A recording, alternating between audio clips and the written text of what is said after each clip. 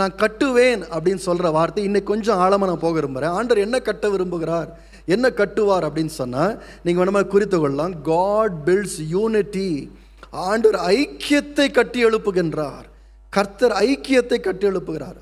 அது ரொம்ப கஷ்டம் பாருங்கள். ஐக்கியத்தை கட்டி எழுப்புறது ரொம்ப கஷ்டம். நம்ம கூட நிறைய பேர் நம்ம வேலை செய்கிற இடங்களில் இருக்கலாம், நம்ம குடும்பத்திலே கூட இருக்கலாம், நம்ம நண்பர்கள் மத்தியில் இருக்கலாம். இந்த ஐக்கியத்தை ஏற்படுத்துறதுக்கு தான் நம்ம ரொம்ப கஷ்டப்படுகின்றோம், ரொம்ப கஷ்டப்படுறோம். நிறைய பேர் ஒருத்தர்கிட்ட போய் பேசுகிறோம், இல்லை விடுங்க விடுங்க பரவாயில்ல மன்னிச்சு விட்டுருங்க, சேர்ந்துக்குங்க, ஒன்றா சேர்ந்துக்குன்றோம். சில பேர் மற்றவங்கள்ட்ட போய் சொல்கிறோம், அவங்களுக்காக நான் மன்னிப்பு கேட்டுக்கிறேங்க, ஒன்றா சேர்ந்துக்குங்க. பாருங்கள், குடும்பத்தில் இருக்கவங்களுக்கும் தெரியும், உலகத்தில் இருக்க நம்ம எல்லாருக்கும் தெரியும், இந்த ஐக்கியத்தை ஏற்படுத்துறது எவ்வளவு கஷ்டமான காரியம். பிரிக்கிறது ரொம்ப ஈஸி, ஆனால் ஐக்கியப்படுத்துறது ரொம்ப கஷ்டமான காரியம். ஆனால் ஆண்டவர் வாக்கு பண்ணுகிறாரு, இந்த ஐக்கியத்தை நான் ஏற்படுத்துவேன், நான் அந்த ஐக்கியத்தை கட்டுவேன்னு சொல்ல.